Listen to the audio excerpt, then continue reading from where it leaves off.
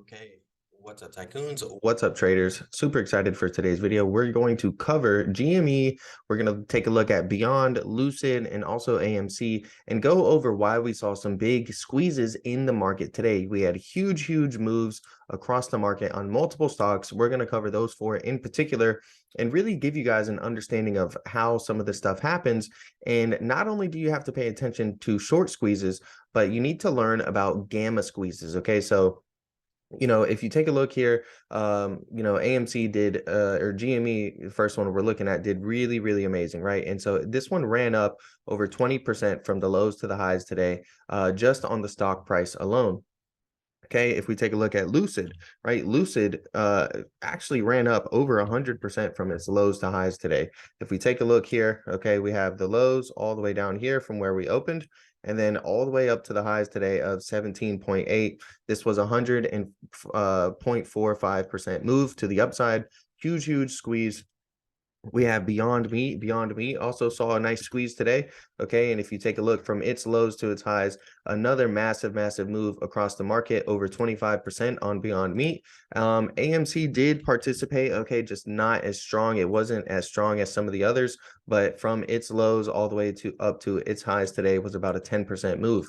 So we'll go back to GME real quick. And what I want you guys to do is start paying attention to the option chain. Okay, so if you go to the trade tab on Thinkorswim and really whatever brokerage you're using, you can start paying attention to the option chain. So notice these expired today, the January 27th option expiration date. And take a look right here. Okay, this is the open interest, which basically just means how many contracts are being held currently, right? How many contracts are open. If you take a look, the open interest was 4,960 today. That is the largest amount compared to any of the puts, right? So calls over here are betting that the stock price will go up, and puts over here are betting that the stock price will go down. If you take a look, none of the puts open interest is above this over here, 4,960. Now, this isn't the highest strike price with the most open interest, right? We can see over here that this one had 13,000 right at the 25. And, those ended up expiring worthless today, right? For 0 to 1 penny is what they closed at. But what happened was we got a gamma squeeze, okay? And a gamma squeeze, if you think about it, okay, take a look at this. This is 4,960 open interest contracts, right? Each option contract is for 100 shares. So if you multiply that 4,000 times 100, you realize that essentially there's about 500,000 shares almost. Okay, 4,960 times 100 is almost 500,000 shares. So when you look at it like that, and the price of those is $22 a piece, that's a lot of money. That's a lot of capital, okay? Especially just for one day in movement of buying pressure. Now, what happened is we didn't open up here, right? If we take a look at GME, okay, we were down here all the way at 19 earlier today, but the high strike open interest was at 22. So what happens is market makers, right? And a lot of times those are the people, either your brokerage themselves, whether it's Robinhood, whether it's Thinkorswim, or the market makers that those brokerages are using. What they do is all of those shares right there, that 500,000 shares, is there actually enough liquidity to supply those 500,000 shares, right? Is there actually enough people willing to sell GME at market close and willing to sell 500,000 shares? A lot of times that's not the case, right? So what happens is market makers are forced to purchase the shares necessary to fill these orders, right? Now, if you look at the volume, right, this is the volume over here. You can see that there were 16,475 contracts traded today at this strike price. But again, 4,960 of those were still open, right? So, 16,000 were bought and sold, but out of those, there were still being held 4,960. Again, that's about 500,000 shares. So market makers are now having to purchase shares. So what happens is when it's very close to expiration date, all right, market makers are saying, hey, well, we have to hedge ourselves and we have to actually purchase these 500,000 shares right now, because if this happens, we need to uphold our reputation of, being a fair value market.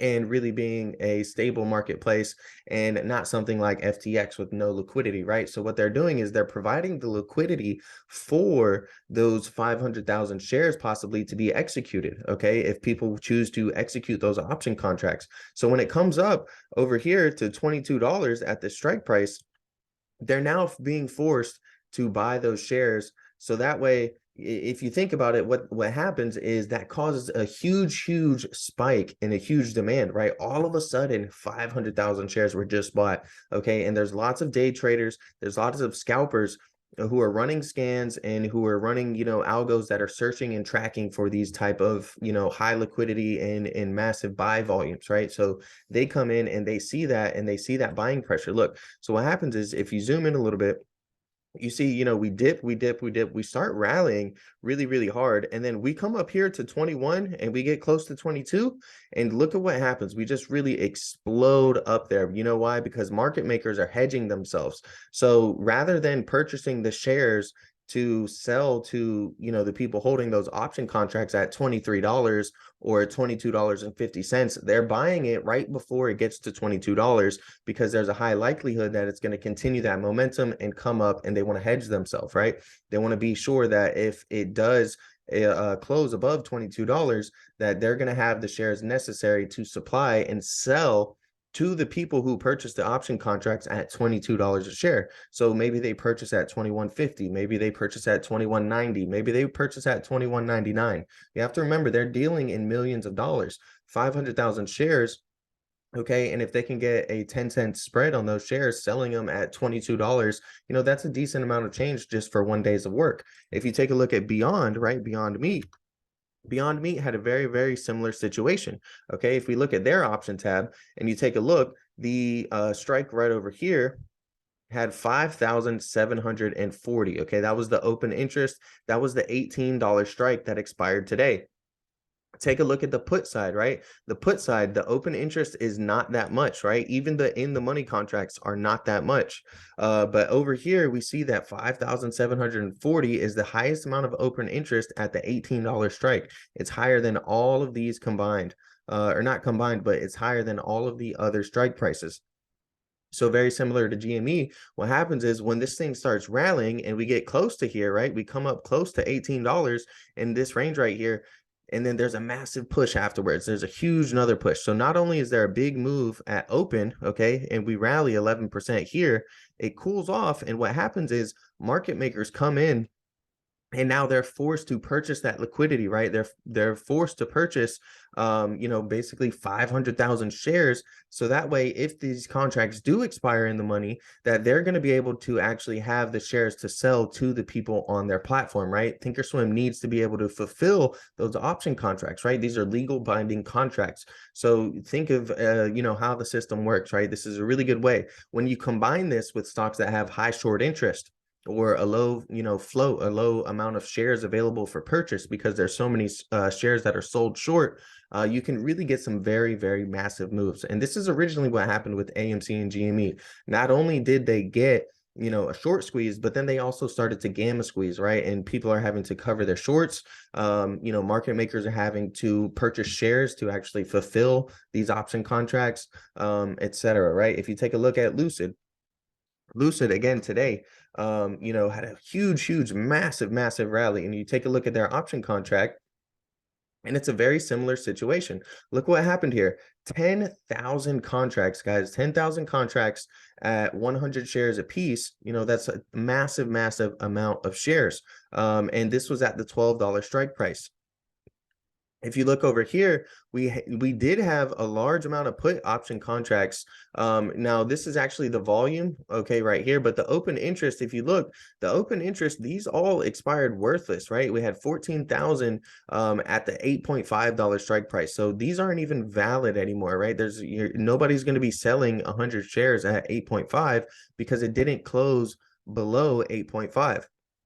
If you take a look right here, we had 8,000. That was a really high number, and we pushed above. And guess what? These ended up expiring worthless as well. And the reason being is because of these gamma squeezes, right? If we look, we had the $10 strike price at 7,000 open interest.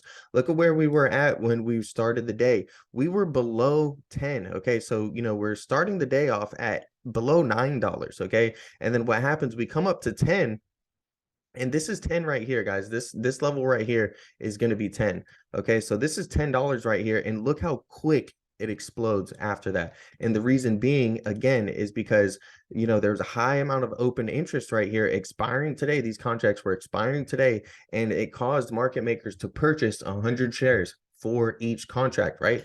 And then what happens is we keep running, we come up to 12, and now we're above 12, and it continues to rally more, right? And now there was 10,000 contracts plus all of these other thousands of contracts. This is hundreds and hundreds and thousands of shares that they're having to purchase to fulfill these option chain contracts, right? So it's very important to pay attention to options. I love trading options. I pretty much strictly only trade options, really, to be honest. And just work on building long-term portfolio positions and other things.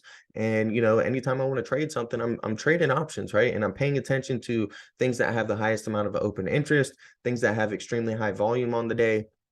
The option chain tab is going to be a really, really useful tool to add to your disposal. So hopefully you enjoyed this video. Keep an eye on the major contract expirations. Okay. If we look at February 17th and just looking at Lucid, look right here. The 13 strike has a lot of open interest. It's got over 10,000. If that continues to rise, right, and let's say over the next coming weeks, you see this increase up to 15,000, then that could be a really good sign, right? Now look at the put side. There's 44,000 open interest on the $10 strike price for Lucid. So what does that tell you? This tells you that more people are betting that Lucid is going to be below $10 in the next month than more people are betting that it's going to be $13 in the next month. So it's a really good gauge. And whenever I trade options, I tend to, look at the open interest, and I really like to select things that have a high open interest, and sometimes things that have the highest amount of open interest. This doesn't always guarantee that you're going to be able to buy these contracts and hold them through to expiration and basically fulfill them, right? I'm not looking to necessarily fill my option contracts, right, and have them get filled or exercised. But when it comes to liquidity is very important when it comes to trading options. And so that's the thing that I look at. Say, hey, well, Lucid just ran up 100% today, right? And it's already started to pull back a little bit. If I think the overall market landscape is going to fall, if I think that things in a similar sector are going to fall, I'm going to come over here and I'm going to choose these put options right here because they have an extremely high open interest, which tends to correlate with a higher amount of volume and better liquidity. And then I can get in and out of those contracts, and I still have some time behind me, right? These have 21 days till expiration. So I have 21 days to make up my mind whether I want to hold this position and sell it for profit, or whether I want to cut this position and sell it for a loss. But hopefully you did learn something new. I just wanted to cover, a lot of the things that ran today. It was very, very impressive in the market. We finally saw the S&P 500 futures, get above 4,100, and we did get a sharp pullback. We've been expecting a target of 4,100 in the Discord, and honestly expecting a pretty sharp pullback afterwards. We already started to get a pullback, so it's going to be really interesting to see where we find support, and if we're just pulling back to continue to go higher, or if we're actually about to possibly start a market reversal. One thing that we've noticed over the past few years, really since meme stocks have began, is that not too long afterwards, when you see all of these big short squeezes, you end up seeing an overall market crash shortly after. So we're going to keep an eye out on that and really be playing the levels. If you guys want to trade with us, get access to all of our real-time, market analysis, as well as, the intraday plays that we're looking at and getting in and out of, and also our, various data resources, whether it's dark pool activity, whether it's sweep orders, golden sweeps. We even have a couple AI bots in the Discord that you can follow as well. A lot of people have good success with those. I don't trade the AI too much. I did in the beginning when we first got it, but I really like to just stick to my own plays and stick to my own analysis.